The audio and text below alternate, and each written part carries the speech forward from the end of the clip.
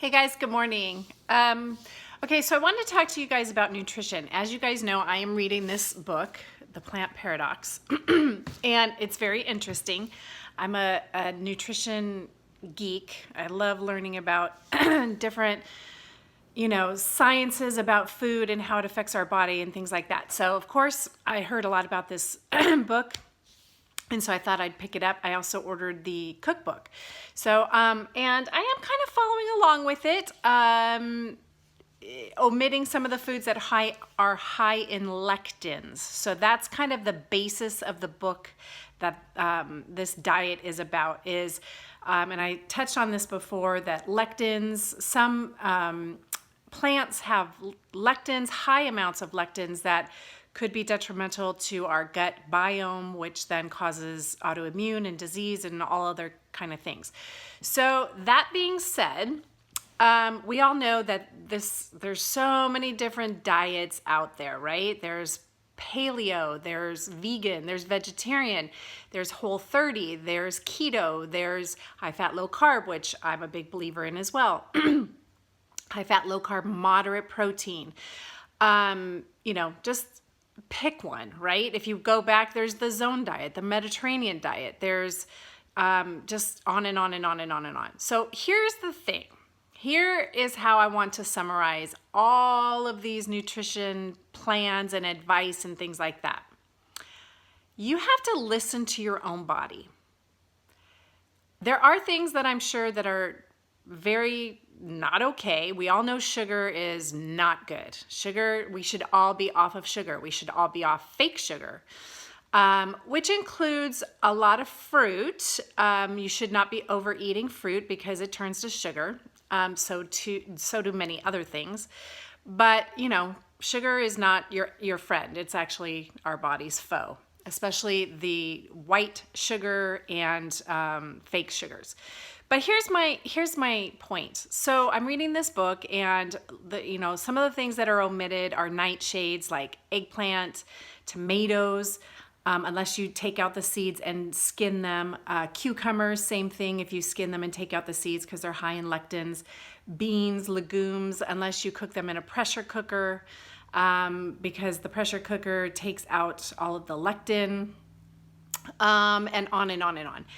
Bottom line is, you guys, I don't have any autoimmune issues, fortunately, knock on wood. I don't have any gut issues that I know of. I know that I can't have dairy. I know I break out. I don't get any stomach issues. I do bloat with certain foods. I get bloating with beans and legumes. Lentils, no good with lentils. But the point is, you have to listen to your own body. We can all subscribe to the same diet, and every single one of us is going to react differently. So, and I've said this so many times, if you guys listen to your body, it'll tell you when you're hungry. It will tell you when you're full. It'll tell you when it's not enjoying the food that you're eating. By way of maybe reactions on your skin, like me, breaking out with acne from dairy. By bloatiness, by diarrhea, by nauseousness, by autoimmune issues. Just there's so many ways that your body will tell you, hey, I don't care for this specific food. So we really need to start paying attention. And what I can't have doesn't mean that you can't have it. I think learning all of these things, I think you can take bits and pieces from everything. And like I said, sugar is not good. And I don't think anybody's ever going to go back and say, you know what, guys, we were wrong. You should eat all of the candy and cakes and donuts and all of that stuff. You're going to be just fine. I don't think that's ever going to happen. So I think that's one thing we can all agree upon. But you know what? You may not be okay with a lot of protein. And I don't eat a ton of meat. I try and eat it maybe once a day and try and skip days as well. I was vegetarian and I felt really good on a vegetarian diet, but I wanted to add back real protein.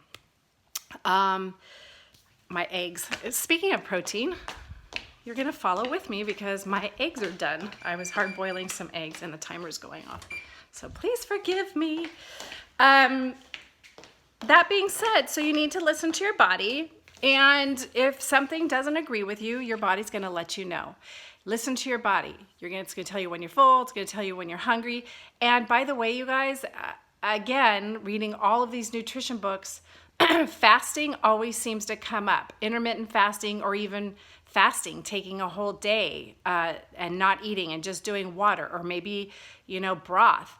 Try it out. If it's for you, it may help with some of the gut issues that you're having. Give it a shot. Don't be afraid to try new things, as long as it's healthy. And there's, for centuries, monks have been fasting. India, they fast a lot because it really helps to clean out your gut. And you don't have to do a no food fast. You can do intermittent fasting. Some of us are already doing that.